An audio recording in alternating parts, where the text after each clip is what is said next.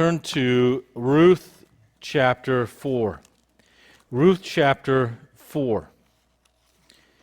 And as you're turning there, I want you to imagine in a small farming town in the Midwest. Think about maybe 100 years ago. In the early 1900s, there was a widowed mother who was about to lose her land because she couldn't pay the taxes. The town council gathered to see if anyone could step in and cover the cost of these taxes. One man, wealthy, respected, influential, looked over the paperwork, calculated numbers, and said, I can do it, but I won't. It's too much risk for someone who can't repay me. He slid the papers back across the table. Then a quiet farmer who wasn't nearly as wealthy picked up the same papers. He didn't ask what it would cost him. He didn't ask what he would gain. He simply said, she's family, I'll do it. And then he signed his name and paid her property taxes. Two men, one opportunity. One walked away to protect his wealth. The other stepped in and paid the price because love compelled him. And that's what we're going to see in Ruth chapter 4.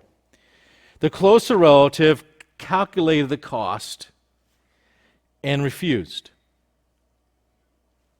Boaz sees the cost, and out of love for family, because there's different kinds of love besides romantic love, but out of love, he steps in and takes care of Naomi and Ruth.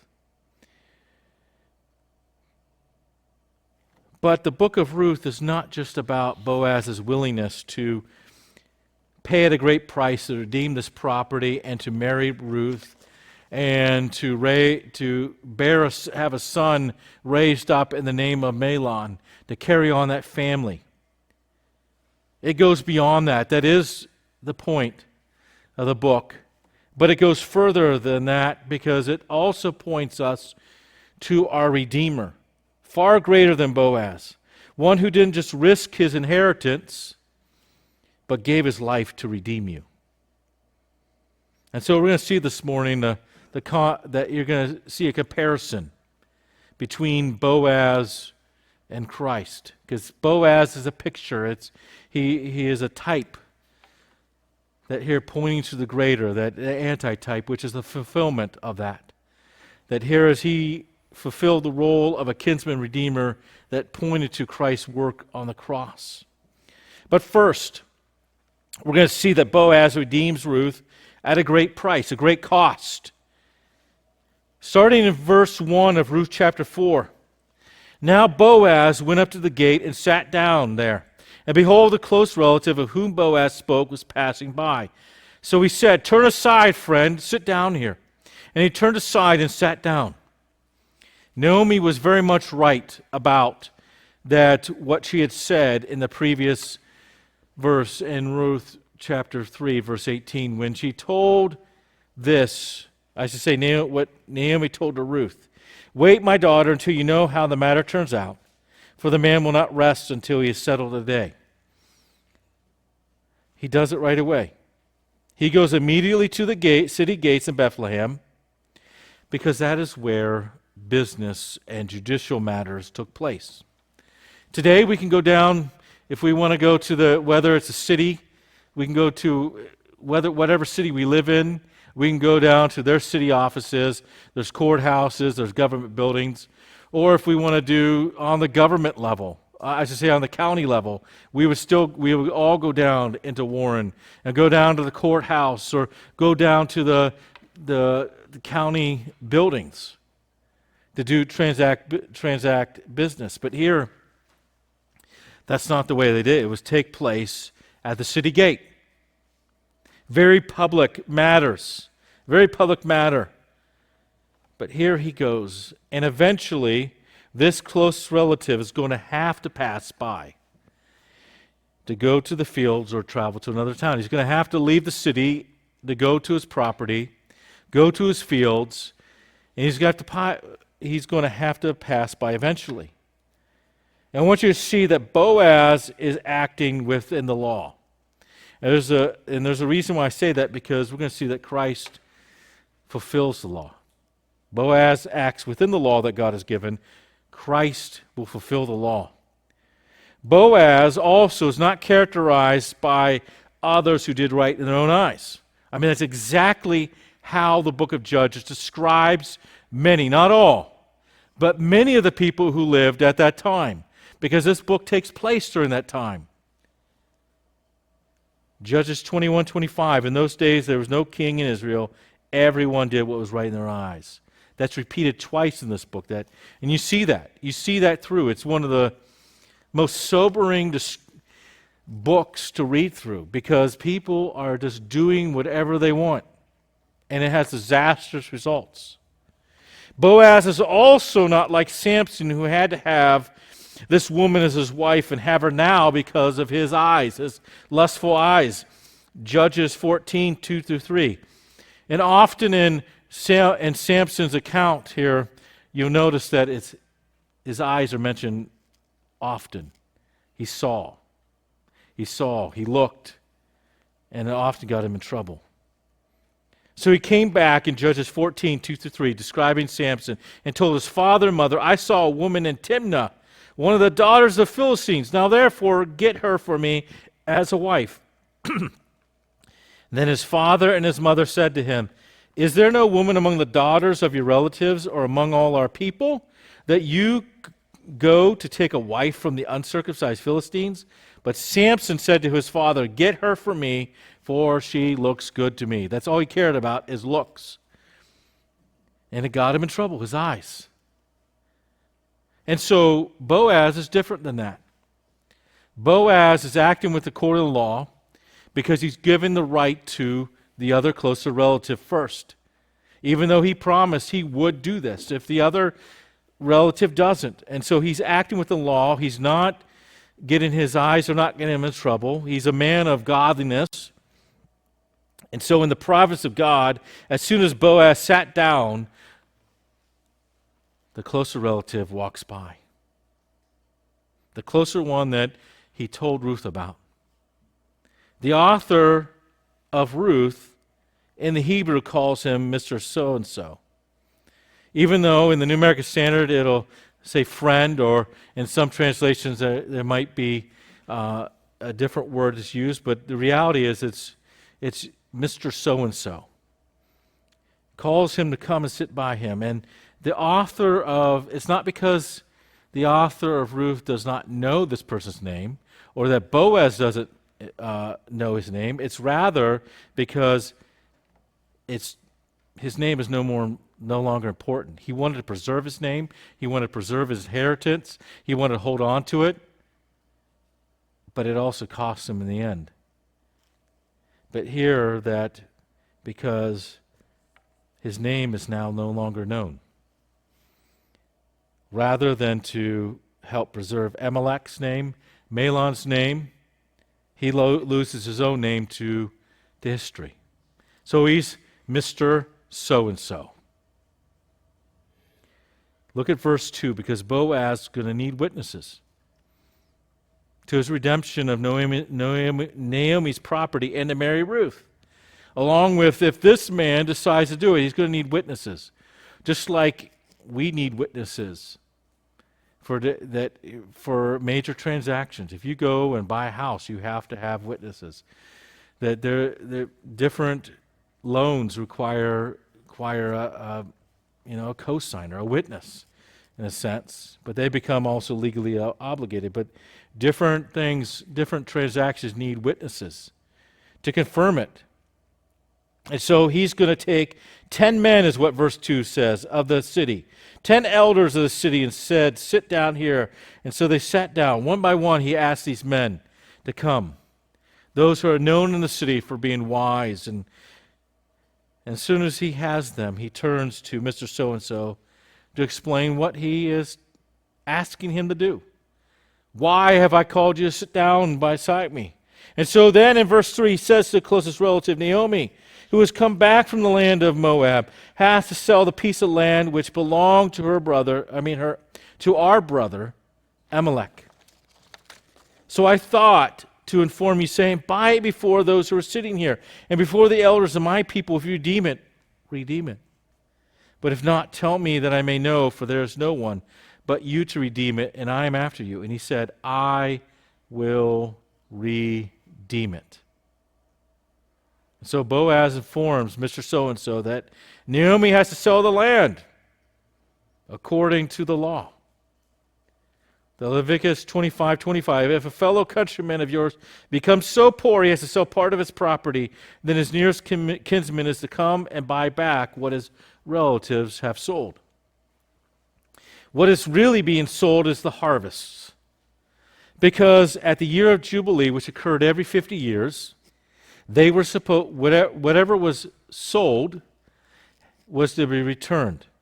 And so you're, in a sense, renting the property, but you're based it on the amount of harvest there are until the year of Jubilee. Because then, at the year of Jubilee, the property would go back to the original owner. But because Naomi and Ruth didn't have a son or even a daughter, because God allowed that in the case of this man who had no sons, but these daughters who approached Moses and asked, well, what about us? Our father, that he wasn't in the rebellion. What about us? And so God allowed that it would be passed down to them. And so they didn't have that. The land would eventually go to the nearest male relative after Naomi and Ruth pass, which is why the nearest relative agrees to redeem it at first. It's a smart business decision for him. Yes, you're going to be renting out the harvest, but eventually it's going to become part of your inheritance. And so that's why he did. It's going to be, plus you're going to avoid public shame. Not as much public shame as it would be if it was directly a brother, if a brother refused. Like, for example, if Chilion was still alive and he refused, then the widow can take him in front of everyone in the public gates and bring shame on him. But there will still be some public shame. And for some reason up to this point, this man has done nothing to help Naomi. I mean, it's been Boaz up to this point. Boaz is the one who's been generous by giving extra for Ruth to gather. He's the one that has given that here, as he just sent her away that morning, gives her all that to help support her, Naomi. The closest relative had to know. I mean, Boaz himself said that the whole city knows what kind of woman you are, what your reputation is. The whole city knew when a town of Bethlehem knew when Naomi returned. They were all talking about it. So he had to know that she came back with her husband had died and her 2 sons died, and here she's with Ruth. Say no. And I think that perhaps that when Boaz heard that he would be willing to redeem it, his heart probably sank. And so he brings up the second part of this redemption. In verse 5, then Boaz said, on the day you buy the field from the hand of Naomi, you must also acquire Ruth the Moabitess, the widow of the deceased, in order to raise up the name of the deceased on his inheritance. He is going to have to marry Ruth in order to have a son who will legally be the son of Mahlon, so that his name would not be forgotten and the land would stay in the family. How would you respond to that? You don't get just a property deal, you have to take a wife. Verse 6 says, the closest relative said, I cannot redeem it for myself because I would jeopardize my own inheritance. Redeem it for yourself that you may have my right of redemption, for I cannot redeem it. Mr. So-and-so is cast in a selfish light. He does not want to preserve his relative's name and help them keep the land. His reason is because I would jeopardize my own inheritance.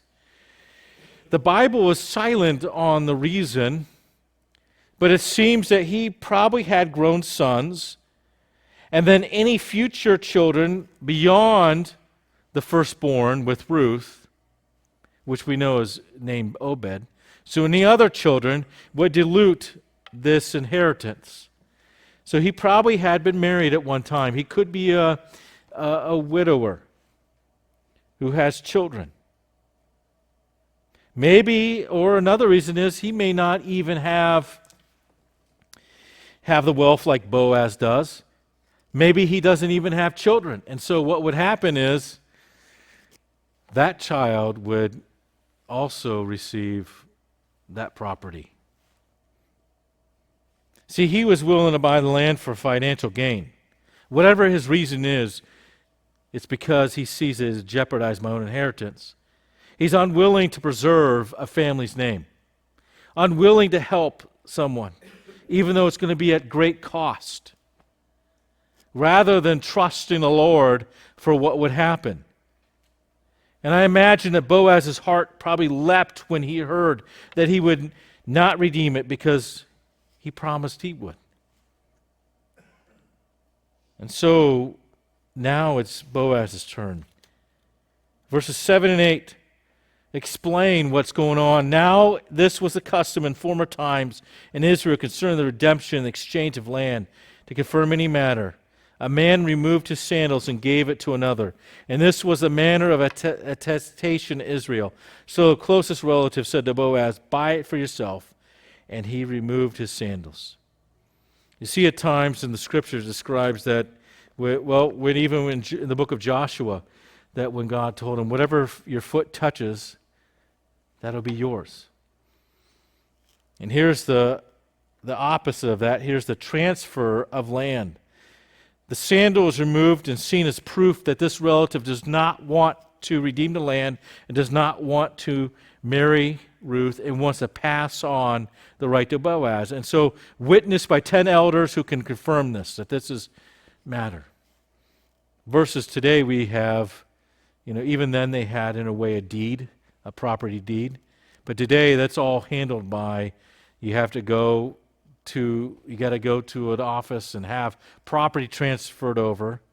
You got to have all this legalized. You have to have it as well as notarized. Well, this is their way of confirming it, their way of notarizing it, that is legally binding.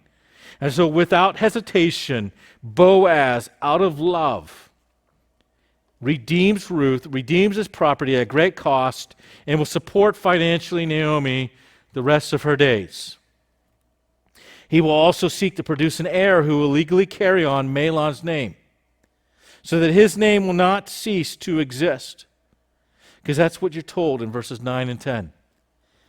Then Boaz said to the elders, and all the people, you are a witness today that I have bought from the hand of Naomi all that belonged to Elimelech, and all that belonged to Chilion and Mahlon.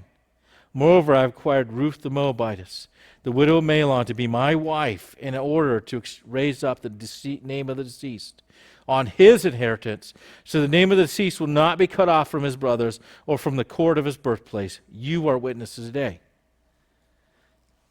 So Boaz, with great love at a great cost, does not hesitate. Does not hesitate to do this. And so the elders give this response to Boaz. All the people who were in the court and the elders said, we are witnesses. May the Lord make the woman who is coming to your house like Rachel and Leah, both of whom built the house of Israel, and may you achieve wealth in Ephrath and become famous in Bethlehem. Moreover, may your house be like the house of Perez, whom Tamar bore to Judah, through the offspring which the Lord will give you by this young woman. See, not only do they agree that they witnessed this according to the law that makes this legal binding, they put a blessing upon him. They desire that many children will come from this marriage, and not just one to carry on Mahlon's name. That's why their blessing first begins with Rachel and Leah, whom the 12 tribes come through, along with the priestly tribe of Levi. And if you know anything about that situation, that was not the best of situations. Jacob's intention was to only marry Rachel. But his father-in-law deceived him. And that created family problems. But out of that, God had used this messy situation to accomplish his purpose and will, that God's grace. Then they blessed him with the name of Perez, of the line of Judah, who Boaz descends from. Why would they mention Tamar, who gave birth to twins? Perez was the oldest, and it came from a scandalous situation. I mean, Judah refused to give another son to marry Tamar. This situation that we're talking about, what Boaz is doing, in which a brother was supposed to carry on that name. He refused to have Tamar marry another one of his sons to raise up a son for his dead brother Ur. Because God had taken Ur's life because of his wickedness. Then Onan was supposed to raise up a son for his brother, but he ended up using Tamar. And God judged him for that great wickedness and killed him. And so Judah got afraid. Judah was afraid that God would kill his youngest son. Maybe perhaps if his children were doing what was right, this would not have happened. But he refused to when the son got to be old enough. And so out of desperation, Tamar deceives Judah. That she must have known his sinful habits. And it's interesting that Genesis 38 comes right before 39, because both Judah and Joseph face temptations. Judah gives in, but Joseph does not. The same type of temptation, or I should say similar. But Judah, this is what Genesis 38, 15 through 16, when Judah saw her, Tamar, he thought she was a harlot, for she had covered her face. So he turned aside to her by the road and said, "Here now, let me come into you, for you do not know that she was his daughter-in-law." And she said, "What will you give me that you may come in to me?" It is the reason why this is mentioned is because it's by God's grace that he works in messy situations to accomplish his will through imperfect and even broken people in broken situations. You know, I got the impression growing up that if you didn't perfectly obey God's will, you would mess up your life. You would mess up God's plan for you, and you'd have to do God plan B, plan C, or whatever down the line, but that's not true. We do not have the power to mess up God's plans. God can, even out of the mess of things of life and the trials of life and the hardship, can use things to accomplish his will. And so even out of this situation, that God used that, through whom the Redeemer will come, because Perez is in the line of the Messiah. And you'll notice that there is messy situations in there. Tamar is one of the 4 women mentioned in New Testament genealogies through whom the Messiah comes. That Tamar and Ruth, they're both outsiders. And so the elders see God at work again. That's why they bless him with that. That here, God can use that. Though we would say, and can rightly say, that Ruth acted honorably and does not resort to trickery out of desperation. And this doesn't absolve even Judah. Judah has the greater sin. Both Ruth and Boaz acted honorably. Judah did not. But even in this messy situation, God was still at work. And so with this, we need to trust the Lord in our lives. We cannot act out of desperation or resort to trickery. We ought to see God's hand in our life, that in hard situations and trials and messy situations, that God is working all things out together for good. And we ought to trust the Lord, as Proverbs 3, 5 through 7 say. Trust in the Lord with all your heart, and do not lean on your own understanding. In all your ways acknowledge him, and he will make your path straight. Do not be wise in your own eyes. Fear the Lord and turn away from evil. That you trust the Lord. And you see that Boaz was acting unselfishly. He was trusting the Lord. He doesn't know what the future holds, but he's not concerned that he's going to dilute his own inheritance. He's not concerned about those things at great cost. He's doing it out of love for Naomi and for Ruth, and love for God. That here he's acting out, and he's trusting the Lord, and Ruth is trusting the Lord. And both these two are examples of godliness, that God is at work. God is very much at work, and he is at work through the line of Messiah. God used this situation in which the Messiah would come. You have eventually David, but then Jesus is the greater David.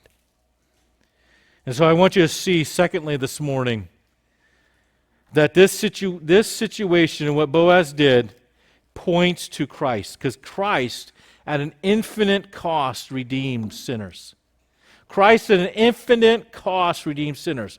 Boaz is a picture of Christ, pointing to Christ's work on the cross. John MacArthur wrote this: Boaz is a picture of our kinsman redeemer, the Lord Jesus Christ, who bought us for himself out of the curse, out of our destitution, made us his own beloved bride, and blesses us for all generations. And so here is the comparison, and that Boaz was a close relative of Elimelech's family, qualified to act as that kinsman redeemer. Christ became our kinsman redeemer by taking on human flesh. He is fully God and fully man. Truly God, truly man, the God-man. He is our brother who could represent us and redeem us. The Word became flesh and dwelt among us in John 1:14.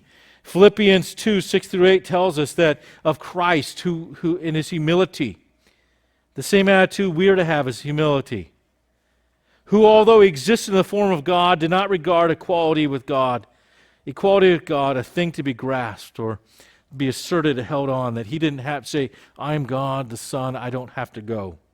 But emptied himself, taking the form of a bondservant, and being made in the likeness of men, being found in appearance as a man, he humbled himself by becoming obedient to the point of death, even death on a cross.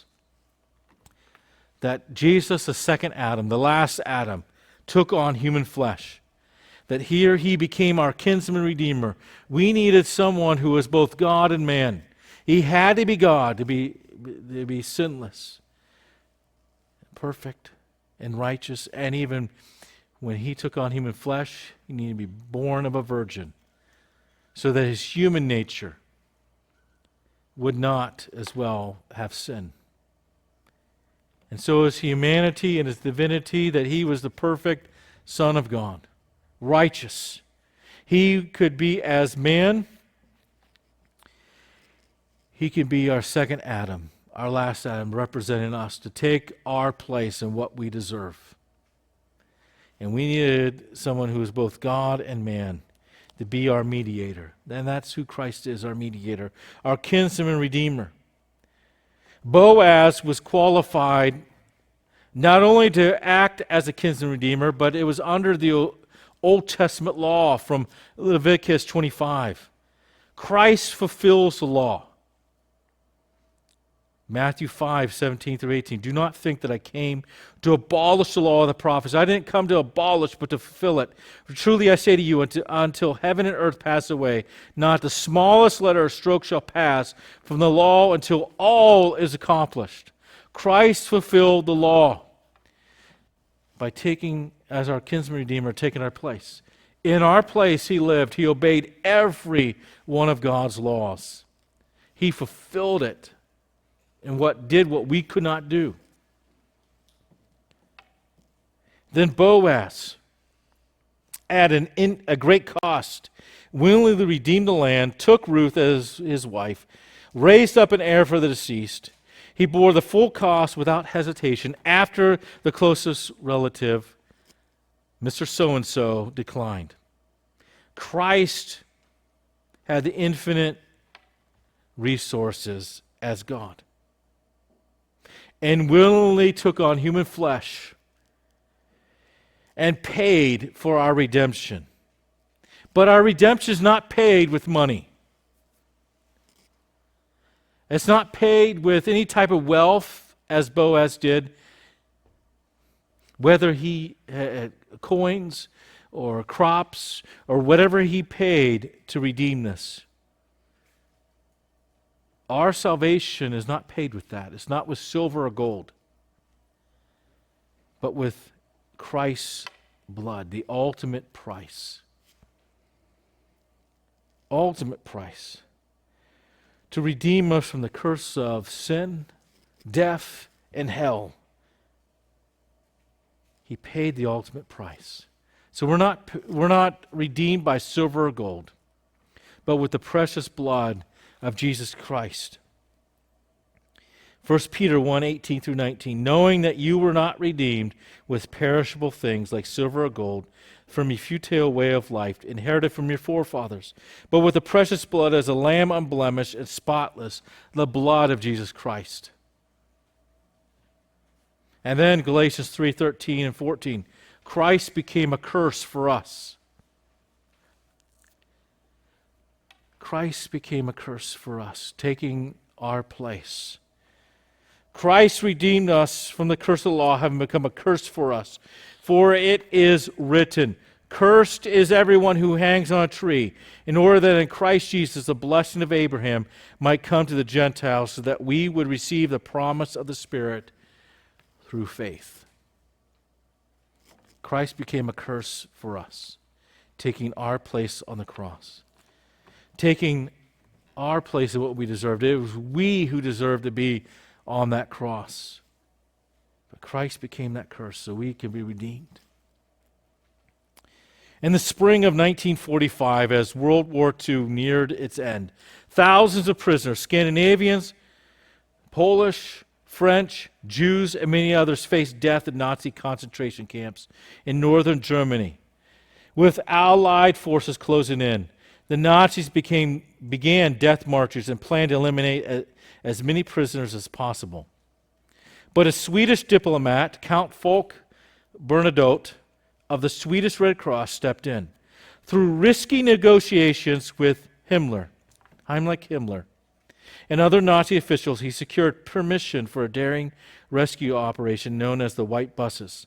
Sweden, though neutral, committed significant resources it could hardly afford. Dozens of buses and trucks painted white with prominent Red Cross markings, fuel, medical supplies, and volunteer drivers and nurses. The mission was dangerous, operating in a collapsing war zone under threat of Allied bombing and chaotic German forces. Yet Bernadotte and the Swedish team paid the high cost anyway. Starting in late March of 1945, the white buses rolled into camps like Ravensbrück, Nuremberg, and others. Emaciated prisoners, many with nothing left to offer, watched in stunned disbelief as complete strangers came for them. They had no bargaining power. The rescue depended entirely on someone else's initiative and sacrifice. By early May, the operation had rescued approximately 15,000 to 21,000 prisoners from over 20 nationalities. As the buses crossed in Denmark and then reached safety in Sweden, many survivors wept with relief. The price had been paid, the freedom was real, no one could ever claim them again. Boaz redeemed Ruth at a great cost. But Christ redeemed us at an infinite cost. Boaz secured a family's future. Christ secured our eternity. And when the Redeemer pays the price, the captive is free forever. No one can ever claim, Satan cannot come back and claim us as part of his kingdom. Christ has set us free. We are free indeed, and forever free because of Jesus Christ. And so we ought to give thanks. This should cause us, as we hear what Christ has done, and this picture of Boaz pointing at Christ, cause our hearts to give thanks and gratitude to God for what he has done.